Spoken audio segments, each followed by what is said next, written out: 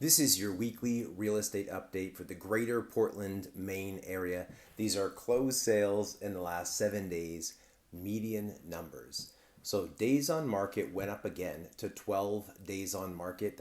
That's 3 weeks in a row where we're ticking up a little bit in days on market, but still under a week. The list to sale ratio, you guessed it, still at 100% in the Greater Portland area.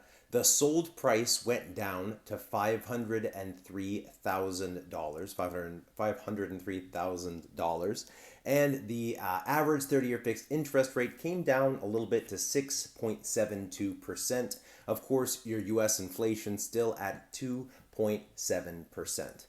Lots of numbers came back this week. I want to go through some of them, and hopefully it's not overwhelming. And then at the end, we'll talk about kind of what it means overall for the economy.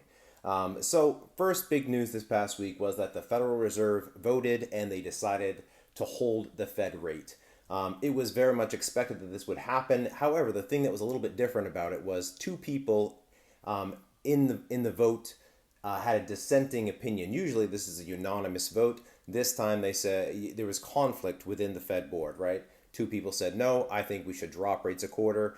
Overall, they decided to keep it. And of course, Trump continued to just attack Jerome Powell, the Fed chair, saying that him holding rates is costing the entire company a ton of money. This is because this is the rate at which we have to pay on our own debt, right? The next thing that happened was we had the job numbers continue to come in, and they were weaker than expected. Less jobs created than expected, and in addition to that, the unemployment rate went up a little bit to 4.2%. And more importantly, the last 3 months of job numbers continued to revise down. So they said jobs were here, and as they look back over the month, they continue to drop off. So what we were told in the last quarter was actually a little bit better than it actually was. Next thing we'll talk about is that the GDP went up 3%. This definitely takes a deeper look. So in the first quarter, we had a drop in GDP. An important thing to know is that part of the GDP calculation, the growth of the U.S. economy, is our net exports, right? So if we are importing more than we are exporting, it drags on the GDP. Now remember, in the first quarter of this year, a lot of companies imported massively to try to get ahead of Trump's tariffs. They were trying to get all the goods in here before the tariffs hit, so they'd have them for the next 6 months to sell off. What that meant was this past quarter, there were way less imports and more exports. So instead of being a drag on the GDP as it has been in recent history, it actually lifted the GDP. So yes, GDP grew 3%, but you really need to dig a little deeper to realize it's a lot about tariff manipulation and trying to avoid tariffs for big companies importing stuff. This one is interesting, and it's important how it relates to our consumer price index. So vacancies, apartment vacancies, went up to 7.1% annually, and also the cost of an apartment dropped 0.8% annually. And 7.1% vacancy nationally is the highest it's been since they started tracking this in 2017.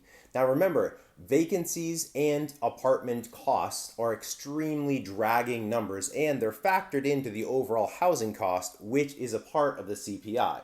So when these numbers really start to land in the CPI number, I would expect it might not be a giant difference, but it might pulse the consumer price index or inflation down a little bit. And it's really unfortunate that these numbers are lagging so long, because if you're in apartments right now, you've been aware of this for a while. Vacancies are up and prices are down, but it takes a while for those numbers to actually catch in the recording, right? The last thing is the Case-Shiller index. So Case-Shiller is a unique pricing index because it looks at like this actual home resold. What did that specific home, what happened to its price? Did it go up? Did it go down? So a lot of people think the Case-Shiller is the most accurate way to measure price trending in the real estate market. So Case-Shiller showed cooling housing numbers in June. And overall, year over year, homes are only appreciating 2.2%. Now, historically, homes have been appreciating about 4%. So that's a cooler market than typical, and it's cooling month over month, right? So each month we're seeing a little bit less growth in housing pricing, according to Case-Shiller, the last 3 months. Overall, all of these things to me show that you're measuring lots of different parts of the U.S. economy, and a lot of them are saying the same thing. Hey, we might not be at a crash yet, we might not be at a breaking point yet, but there's weakening. There's weakening across the board. And I think that the Federal Reserve, is going to have to pay attention to this eventually. It might not be in September, but they cannot continue to hold rates where they are when all of these indicators are showing weakness in the economy. And as I already mentioned with the rental rates, some of these are showing stuff that already really started 6-8 months ago. So they may be slow in catching up to the actual data and what it's saying about the U.S. economy.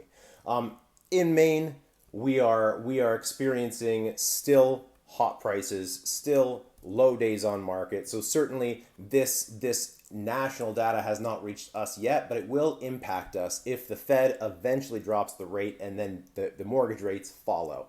I hope this was helpful. I know it was a lot of information this week. If you have any questions, reach out. My number is 207-865-8600. Have a great day.